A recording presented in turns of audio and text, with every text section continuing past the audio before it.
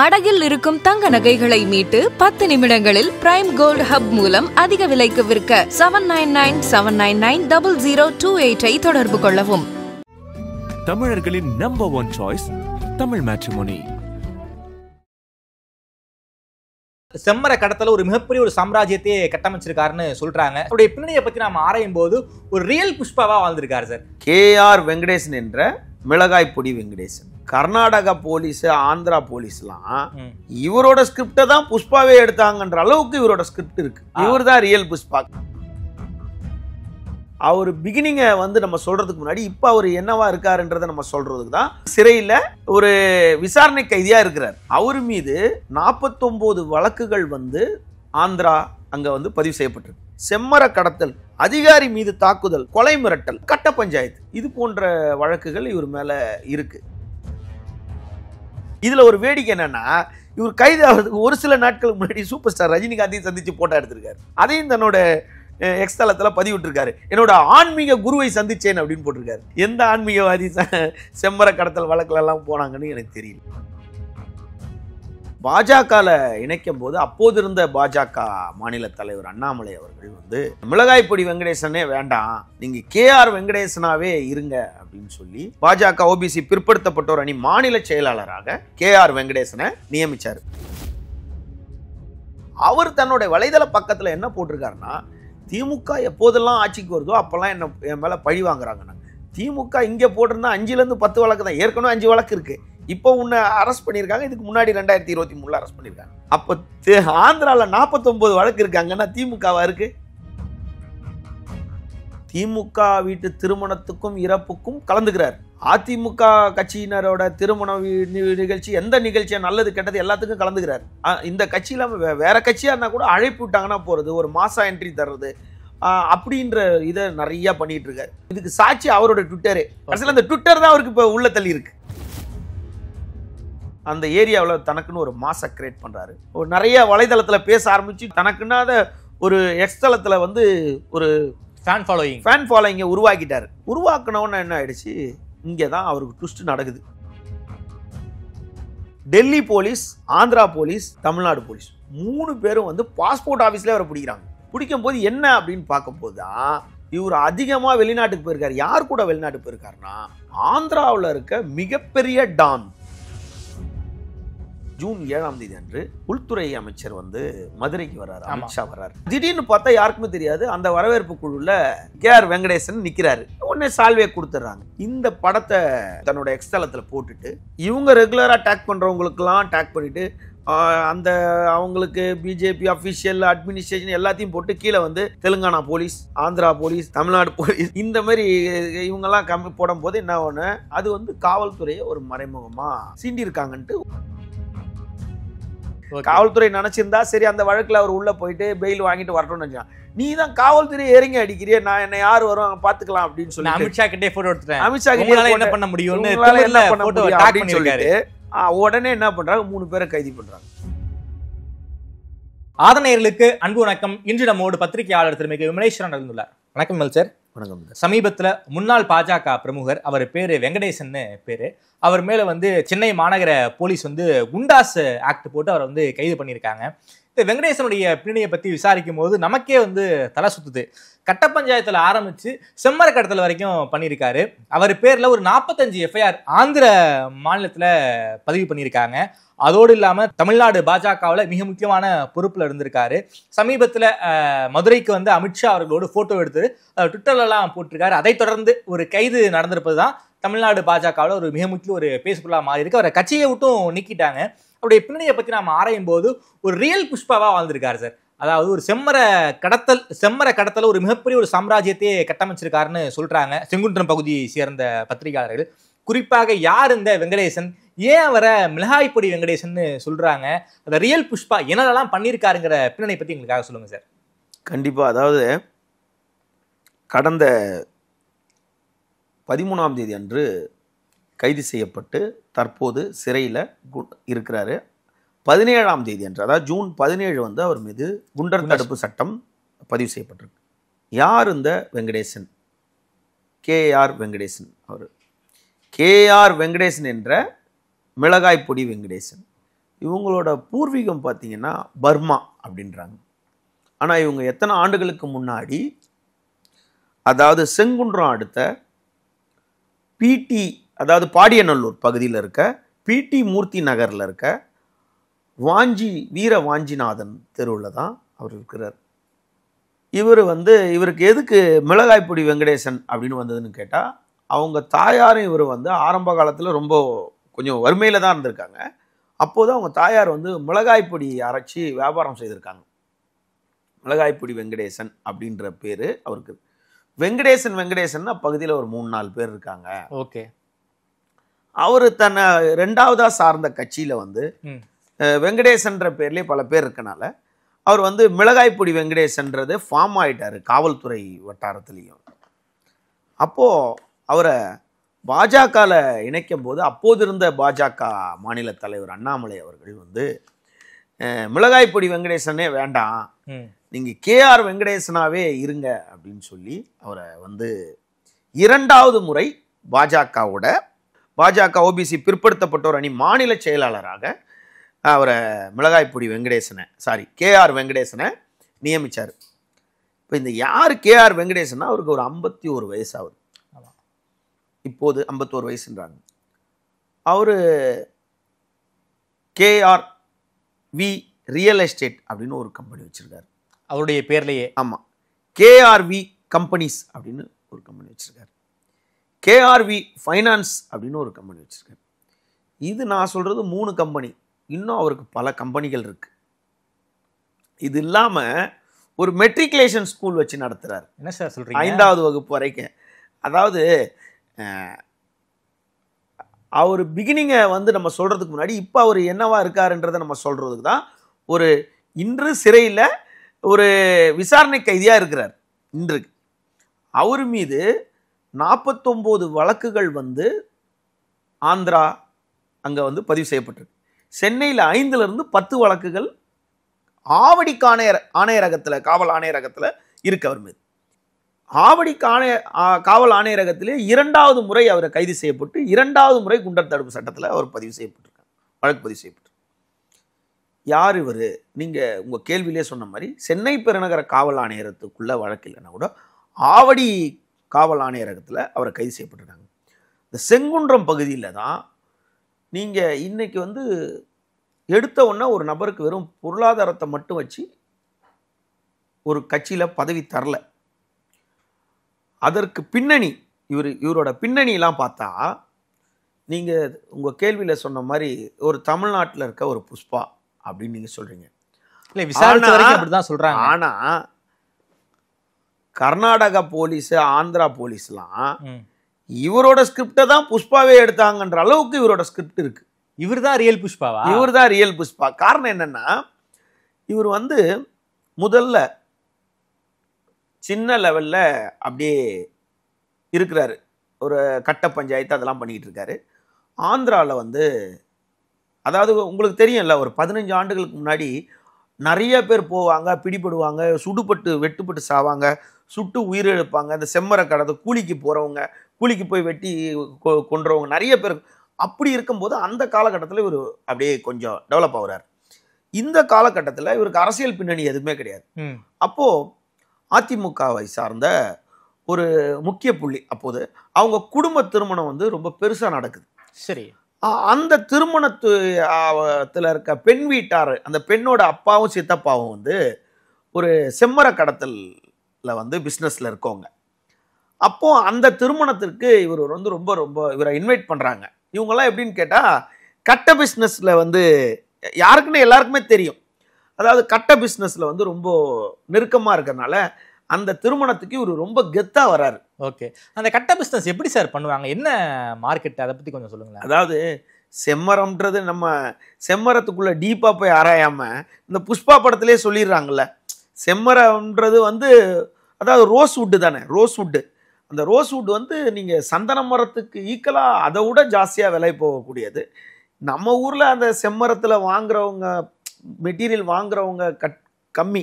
இப்போ தேக்குன்றதே குறைஞ்சி போய் அதுக்கு கீழே பட்டாக்கு 2-3 மரங்கள் வாங்க ஆரம்பிச்சிட்டு அப்போ ஒரு வீடு கட்டும் போது சந்தன மரத்துல இழைச்சி கட்டுற அளவுக்குலாம் நம்ம தமிழ்நாட்டுல யாரும் கிடையாது. வெளியூருக்கு எக்ஸ்போர்ட் பண்றதுக்காக அங்க வெளியூர்ல தானே அது வெளிநாடுகள்ல போய்கிட்டு இருக்கு. இப்போ இந்த செம்மர வியாபாரத்துல இவர் சிறிய லெவல்ல அப்படியே கொஞ்சம் வளர்ந்துகிட்டு இருக்கும்போது அந்த பெரிய லெவல்ல இருக்க செம்மர வியாபாரி வந்து அதிமுக சம்பந்தம் பண்றாரு. ஓகே, அதிமுக ஒரு நெருக்கமான குடும்பத்துல சம்பந்தம் பண்ணும்போது அங்க அந்த திருமணத்துக்கு இவர் வராரு, ரொம்ப பில்டப்பா வராரு, மாசா என்ட்ரி கொடுக்குறாரு.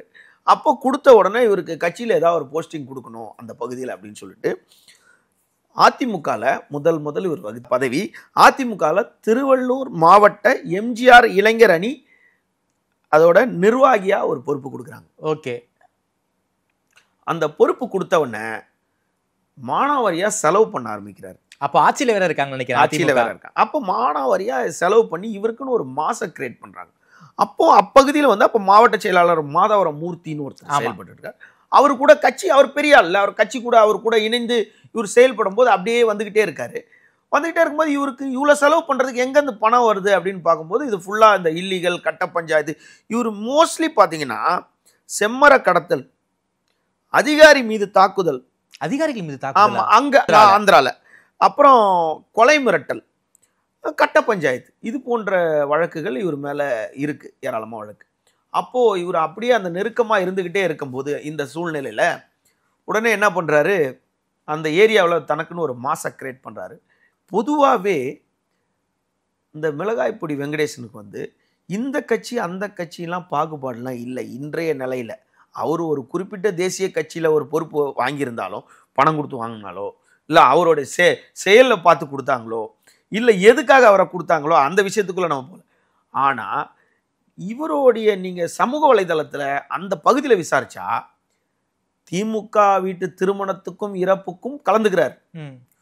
அதிமுக கட்சியினரோட திருமண நிகழ்ச்சி, எந்த நிகழ்ச்சியா நல்லது கெட்டது எல்லாத்துக்கும் கலந்துக்கிறார். சுயேட்சையா இருக்கவங்க வீட்டுக்கும் கலந்துக்கிறார். சின்ன கட்சி, சின்ன அமைப்பை சேர்ந்தவங்க, வழக்கறிஞர்கள் எல்லாருக்கும். இதுக்கு சாட்சி அவரோட ட்விட்டரே. அசல அந்த ட்விட்டர் தான் அவருக்கு இப்போ உள்ள தள்ளி இருக்கு. இந்த எக்ஸலன் தான் வந்து அதை இவரை உள்ள தள்ளி இருக்கு. அதுல பார்க்கும்போதே இவர் எல்லா வீட்டு நிகழ்ச்சிக்கும் போயிட்டு இங்கிருந்து மதுரைக்கு போறது, இந்த கட்சி இல்லாமல் வேற கட்சியா இருந்தா கூட அழைப்பு விட்டாங்கன்னா போறது, ஒரு மாசா என்ட்ரி தர்றது, அப்படின்ற இதை நிறைய பண்ணிட்டு இருக்காரு. படத்துக்கு போகும்போதே ஒரு 10-20 பேரை கூட்டிட்டு போறது. இப்போ லேட்டஸ்டா கூட கடந்த அவர் சிறைக்கு போறதுக்கு முன்னாடி கூட கமல் அவர்களோட தக் லைஃப் படத்தை பத்தி ஒரு பெரிய ஒரு விமர்சனத்தை எழுதியிருந்தார். எழுதிட்டு மறுநாளே அந்த படத்துக்கு அவங்களுக்கு எதிராக ஒரு கருத்து சொன்னாருன்ற ஒரு எழுதிட்டு மறுநாளே போய் நான் கமலோட ரசிகரா வந்து இந்த படத்துக்கு வந்தேன், முதல் சொன்ன அதையும் அவர் போடுறார். அப்போ நீங்க ஒரே ஒரு விஷயம் என்னன்னா, நேர்மையான வழியில சம்பாரிச்சவங்க யாருமே இவ்வளவு ஆடம்பரம் பண்ண மாட்டாங்க. ஒண்ணு. ரெண்டாவது, நேர்மையான வழியில போறவங்க ஒரு நியாயமான ஒரு பிசினஸ பண்ணுவாங்க. 2. இந்த 3வது விஷயம், நேர்மை, உயிர் மேல அச்சம் இருக்கவங்க, உயிர் மேல பயம் இருக்கவங்க, அவங்க தான் ஆயுதங்களை வாங்கி பாதுகாப்பு வச்சுக்கணும்னு நினைப்பாங்க. ஆமா, யாருக்கு உயிருக்கு அச்சுறுத்தல் இருக்கோ அவங்க தான் வந்து. உயிருக்கு அச்சுறுத்தல் வந்து ஒரு நியாயமா வியாபாரம் பண்றவங்களுக்கு எதுக்கு உயிருக்கு அச்சுறுத்தல் இருக்கும்? 2ஆம் நம்பர் பிசினஸ் பண்றாங்க. 2ஆம் நம்பர் பிசினஸ். இதுல கிளியர் அவர் 2ஆம் நம்பர் பிசினஸ். அவர் தன்னுடைய வலைதள பக்கத்துல என்ன போட்டிருக்காருன்னா, திமுக எப்போதெல்லாம் ஆட்சிக்கு வருதோ அப்பெல்லாம் என் மேல பழி வாங்குறாங்க. திமுக இங்க போட்டிருந்தா 5-10 வழக்கு தான். ஏற்கனவே 5 வழக்கு இருக்கு. இப்போ உன்னை அரெஸ்ட் பண்ணியிருக்காங்க. இதுக்கு முன்னாடி 2023 அரெஸ்ட் பண்ணியிருக்காங்க.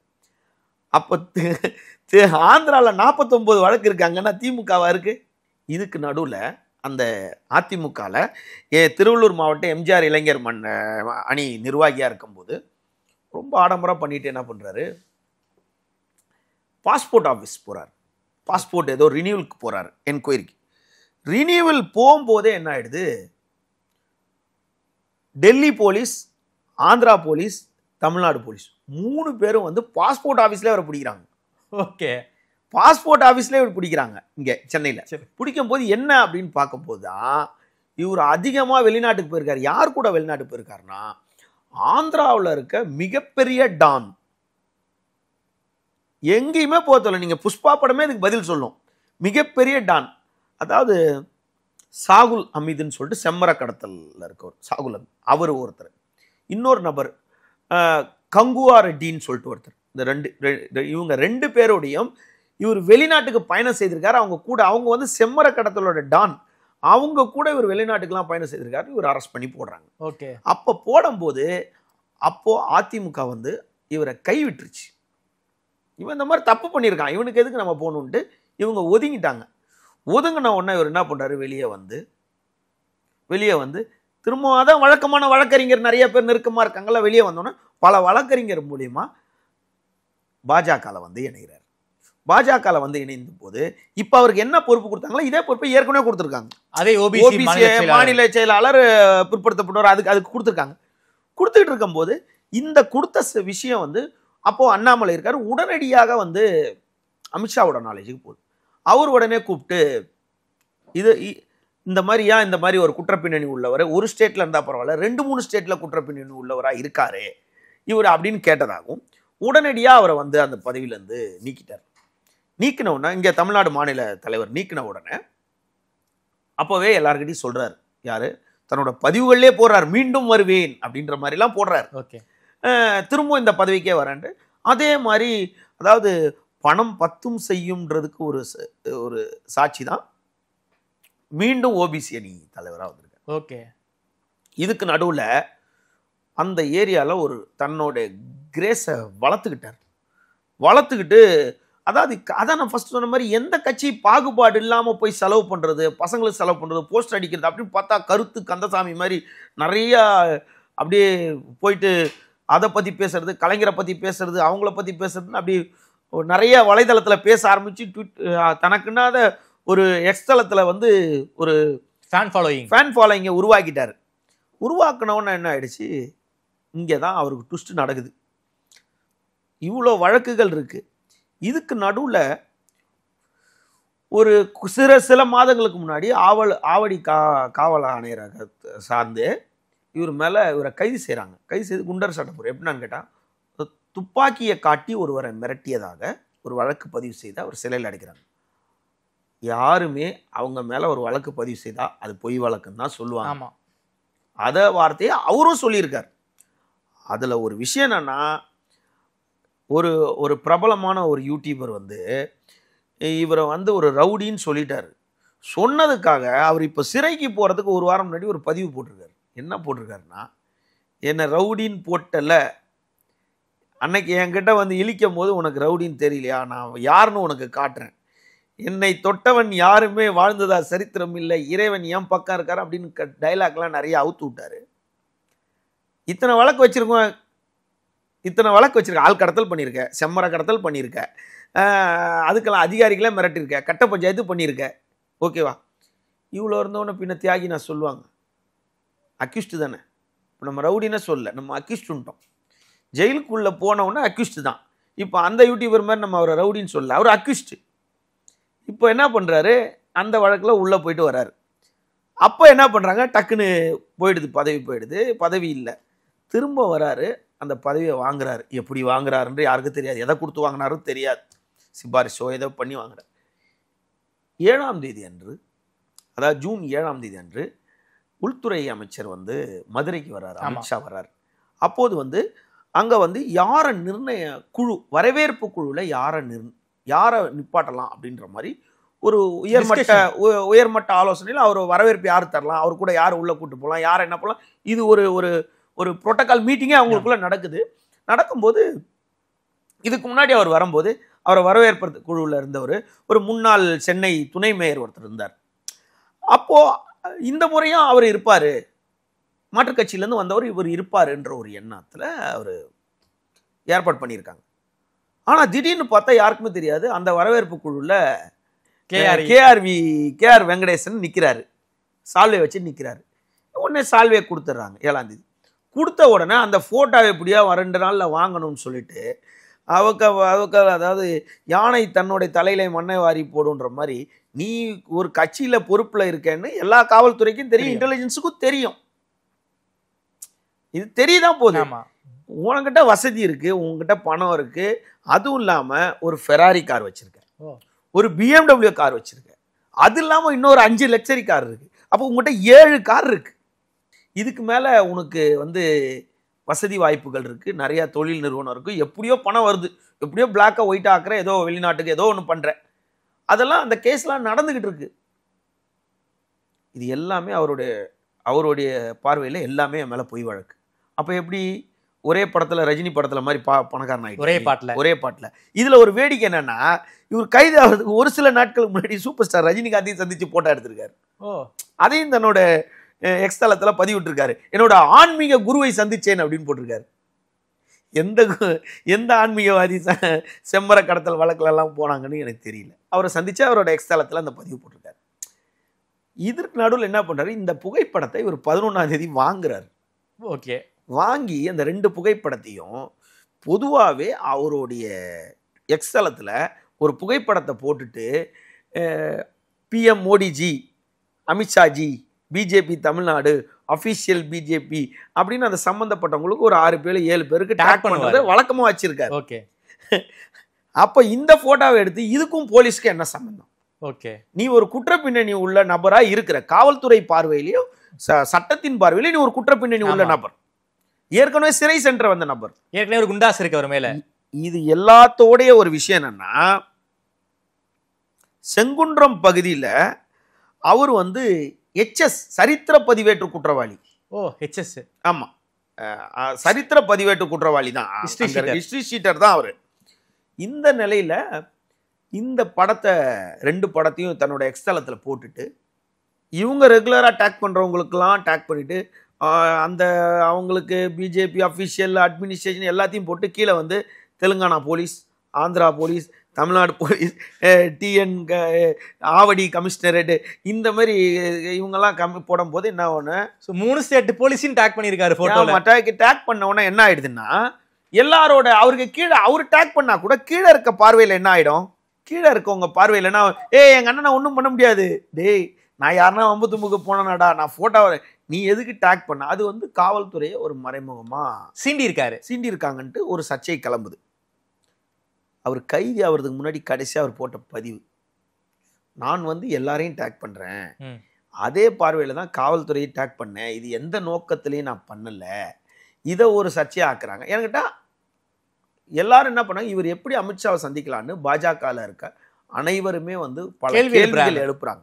இதுக்கு நடுவில் அண்ணாமலை வந்து அவரை பலமுறை கட்டி பிடிச்சிருக்காரு, இறுக்கி அணைச்சிருக்காரு, அவர் புகைப்படங்கள் தான் போட்டுக்கிட்டே இருக்காரு இவர் கூட.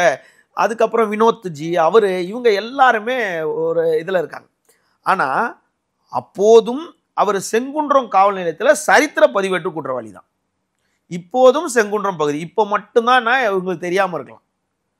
அமித்ஷா வந்ததுக்கு அப்புறம் தான் அவர் HS கிடையாது, ஒரு ஹிஸ்டரி ஷீட்டரை வந்து அமித்ஷா பார்க்க வச்சிருக்காங்க. இது வந்து ஒரு பெரிய சர்ச்சையா மாறுச்சு. பெரிய உயர்மட்ட பாஜக நபர்கள்கிட்ட தமிழ்நாடு அவங்கள இவர் எப்படி சந்திச்சாரு, இவர் இவ்வளவு குற்றப்பின்னணி வச்சவர், கட்சியில இருக்கட்டும் அப்படின்னு இந்த நிலையில இருக்கும்போது கமிஷனரேட்ல வந்து அப்படியே இவர் மேல எதனா இருக்கு தூசி தட்டுங்க அப்படின்னு பார்க்கும்போது, போரூருக்கு பக்கத்துல இருக்க முகலிவாக்கத்தை சேர்ந்த தீபன் சக்கரவர்த்தி, 41 வயசு தீபன் சக்கரவர்த்தின்றவரு நுங்கம்பாக்கத்தில் இருக்க ஒரு எலக்ட்ரானிக் நிறுவனத்தில் துணை மேலாளராக பணிபுரிஞ்சிட்டு வர்றாரு. அவர் வந்து ஒரு கம்ப்ளைண்ட் கொடுக்குறாரு, ஆல்ரெடி கம்ப்ளைண்ட் கொடுக்குறாரு. என்னென்ன, அதாவது என்ன கம்ப்ளைண்ட் கொடுக்குறாருன்னா, நான் வந்து எலக்ட்ரானிக் பொருட்களை நிறையா இடத்துக்கு மார்க்கெட்டிங் எங்கள் கம்பெனியில் வந்து கொடுக்குறோம். அப்போ பாடியநல்லூர் பகுதியை சேர்ந்த திரு கணபதி லால், அதாவது கணபதி லாலுக்கு வந்து நாங்கள் கொடுக்குறோம். அந்த அவரும் 45 வயசு 50 வயசுக்குள்ளே இருக்க நபர் தான், அவருக்கு நாங்கள் கொடுக்குறோம். கொடுத்துக்கிட்டே இருந்து ரெகுலராக பணம் வாங்கிட்டே இருந்தோம். திடீர்னு பார்த்தா அவர்கிட்ட எங்களுக்கு வர வேண்டிய பணமே ஒரு 49 லட்சம் வந்து நின்றுச்சு. 49 லட்சம் அவர்கிட்ட எங்களோட பணம் நின்றுச்சு, அவர் தரணும். இது இல்லாமல் நான் என்ன பண்ணேன், கோகுல வாசன்னு ஒரு நபர், அவர் வந்து SG மார்க்கெட்டிங்னு ஒன்று வச்சிருக்காரு, அவரும் அப்பகுதியை சார்ந்தவர் தான், அங்கே அவரையும் அறிமுகப்படுத்தி வச்சேன். அவரும் அந்த கணபதி லால் கிட்ட 48 லட்சம் ரூபாய்க்கு மெட்டீரியல் கொடுத்துட்டு காசு வாங்க முடியாமல் இருக்காரு. எங்க 2 பேருக்கும் பணம் தரலைன்றதுக்காக நாங்கள் அங்கே கோகுலதா வாசன் சொன்னார், நம்ம வந்து அப்பகுதியில் ஒரு பெரிய ஆள் இருக்காரு, அதான் கட்ட பஞ்சாயத்து பண்ணுறவர், இவரை போய் நம்ம வெங்கடேசன் கேஆர் வெங்கடேசனை நம்ம போய் பார்க்கலாம், அவர் நம்மளுக்கு தீர்வு கொடுப்பாரு, வாங்கி தந்துடுவாருன்னு சொன்ன உடனே நாங்கள் எல்லாம் மே மாதமே போய் அவரை போய் பார்த்தோம். மே மாதமே போய் பார்த்ததுக்கு அவர் எங்களை வீட்டுக்கு வர சொல்லி அவர் வீட்டில் உட்கார வச்சு பேசினார். பேசிட்டு என்கிட்ட 12 லட்சம் ரூபாவும் கோகுலவாசனிடம் 8 லட்சம் ரூபாவும் கேட்டார். ஓ, கமிஷனா? ஆமாம், கமிஷனாக வாங்கி கொடுங்க. என்கிட்ட 12 லட்ச ரூபாவும் கோகுலவாசனிடம் 8 லட்ச ரூபாவும் கேட்டார். கேட்டுட்டு இதை பணத்தை நான் வாங்கி கொடுத்துட்றேன். அப்போ மொத்தம் 20 லட்ச ரூபா ஆயிடுச்சுல்ல. 20 லட்ச ரூபா ஆயிடுச்சு. அவர் கணக்குப்படி கரெக்டு தான். 90 லட்சம் மொத்தமாக மாட்டிச்சு. 90 லட்சத்துக்கு 20% கணக்கு போடுங்க. அவர் அப்படியே கால்குலேட் பண்ணியிருக்காரு. ஓ, கொடுங்க. கொடுத்துட்டு 1 லட்ச ரூபா இப்போ எனக்கு அட்வான்ஸ் கொடுங்கன்னு இருக்காரு. உடனே இவர் 1 லட்ச ரூபா அட்வான்ஸும் கொடுத்துருக்காரு. அட்வான்ஸ் கொடுத்துட்டு வந்த உடனே அடுத்த சிட்டிங்கில் கணபதிலாலையும் கூப்பிட்டுருக்காரு, கோகுலவாசனையும் கூப்பிட்டுருக்காரு, தீபன் சக்கரவர்த்தியும் கூப்பிட்டுருக்காரு. கூப்பிட்டு யார், கேஆர் வெங்கடேசன் அவரை கூப்பிட்டு அவர் தான் சொல்லியிருக்கார், இங்கே பார், கணபதிலாலால் இப்போ பணம் தர முடியாது, 3 மாதம் ஆகும் பணம் தரதுக்கு. வரவன் ஆயுதத்தை பிடிங்க அவனே தாக்குற மாதிரி, அவன் தான் ஹெல்ப்புக்கு வரான். அவங்ககிட்டே காசு வாங்கிட்டு அவங்களுக்கு எதிராக இருக்காரு. இவர் பணம் தருவார், ஏமாற்ற மாட்டார். நீ இவ்வளோ நாள் வாங்கிட்டு தரல, ஆமாம் இவ்வளோ நாள் எப்படி கொடுத்த இவ்வளோ மெட்டீரியல் இல்லை, இவ்வளோ நாள் சர்க்குலேஷன் ஆகிட்டே இருந்துச்சு, இப்போ திடீர்னு ஸ்டாப் பண்ணிட்டாரு, இப்போ பெண்டிங் பேமெண்ட் அவருக்கும். நான் கோகுலவாசனை அறிமுகப்படுத்தி வச்சேன், இப்போ கோகுலவாசனுக்கும் அவர் பணம் தரலன்னு சொல்கிறாரு. அப்படின்னோடனே 3 மாதத்துக்கு இந்த ஏரியா பக்கம் நீங்கள் பணம் கேட்டே வரக்கூடாது. காசு வாங்கிட்டு மிரட்ட வேற செஞ்சிருக்காரு. அவர் பணம் தருவார் அப்படின்னு இவர் சொன்னதாகவும் உடனடியாக அவங்க காவல்துறையில் ஒரு வழக்கு கொடுத்துருக்காங்க. காவல்துறையில் கொடுக்கும்போது தான், காவல்துறை விசாரணைக்கும் போது தான் தெரியுது இந்த கோகுலவாசனும் இவர்களோட சேர்ந்தவர்கள் தான். யார் கூட சேர்ந்தவர்? யாரு, கணபதிலால் மிளகாய்ப்பொடி கூட தான் சேர்ந்தவர் தான். இப்போ அவரே ரிமாண்ட் பண்ணியிருக்காங்க இந்த வழக்கில். ஓகே, தீபன் சக்கரவர்த்தி தான் பாதிக்கப்பட்டவர். தீபன் சக்கரவர்த்தி தான் பாதிக்கப்பட்டவர். ஒரு நிறுவனத்தினோட, ஒரு பெரிய எலக்ட்ரானிக் நிறுவனத்தோட துணை மேலாளராக இருக்கார். அவர்கிட்ட புகாரை வாங்கி உடனே விசாரணை செய்து உடனே பெரிய பதவியில் இருக்கார். என்னதான் ப்ரீவியஸ் அக்யூஸ்டா இருந்தாலும், ப்ரீவியஸ்ல லைவ் அக்யூஸ்ட் தான், ப்ரீவியஸ் அக்யூஸ்ட் கிடையாது, லைவ் அக்யூஸ்ட். அவருக்குன்னு ஒரு வழக்கறிஞர் டீம் இருப்பாங்க. ஆமா, அவருக்குன்னு ஒரு வழக்கறிஞர் டீம். அந்த டீம் எப்படி சார் சும்மா அரெஸ்ட் பண்ணுவீங்கன்னு கேட்பாங்கல்ல. அப்போ ஒரு எவிடன்ஸ் வேணும், அந்த டீட்டெயில்ஸ்லாம் கொடுத்தோன்னு இவருக்கு 1 லட்ச ரூபா கொடுத்துருப்பாங்க. ஜிபேல அனுப்பியிருக்கலாம், அக்கௌண்ட்டில் அனுப்பியிருக்கலாம், இல்லை உட்காந்து பேசின ரெக்கார்டு எடுத்துருக்கலாம், இவர் கூப்பிட்டதை பேசியிருக்கலாம், இவர் வீட்டுக்கிட்ட பேசினது, இல்லை இவர் யாரோ ஒருத்தர் சாட்சி இருக்கலாம். இது எல்லாத்தையும் எடுத்து வச்சுட்டு காவல்துறை ஒரு சுற்றறிக்கையை வெளியிடுது. அந்த சுற்றறிக்கையில் என்ன பண்ணுறாங்கன்னா, அந்த முகலிவாக்கம் குமுதன் நகரை சேர்ந்த தீபன் சக்கரவர்த்தி அவர்கிட்ட 41 வயசு உள்ள நபர்கிட்ட கணபதிலால் என்பவர், இவங்க மொத்தமாக அவங்க ஒரே ஸ்டேட்மெண்ட்டாக கொடுத்துட்டாங்க. ஓகே, இதையும் சேர்க்கல. 87,82,586 ரூபாய் தரணும்.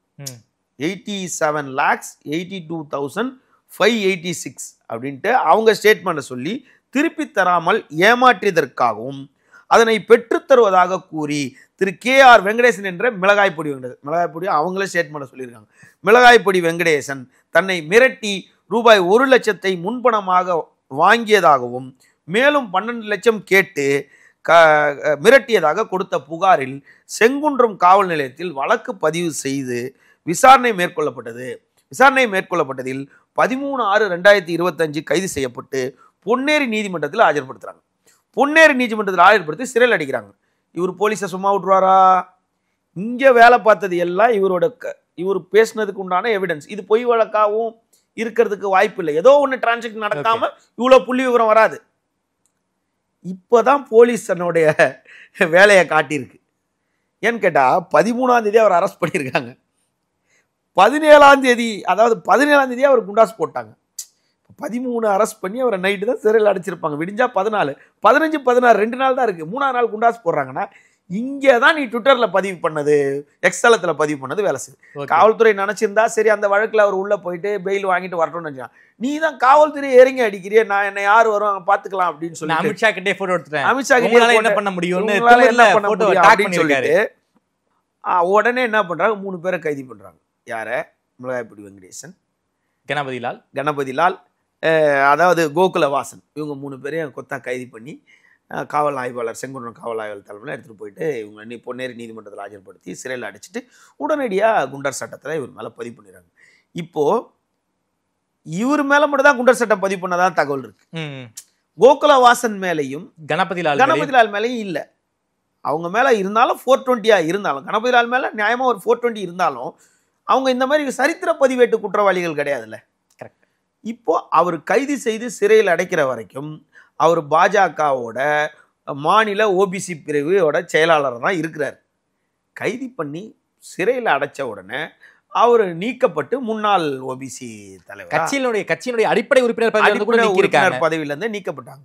ஆனால் சில பேர் பாஜக சொல்றாங்க அதெல்லாம் வெளியே வந்தோன்னா திரும்ப வந்துருவாரு அப்படின்றாங்க. திரும்பவும் பாஜக சேர்த்துக்காது. ஒன்று.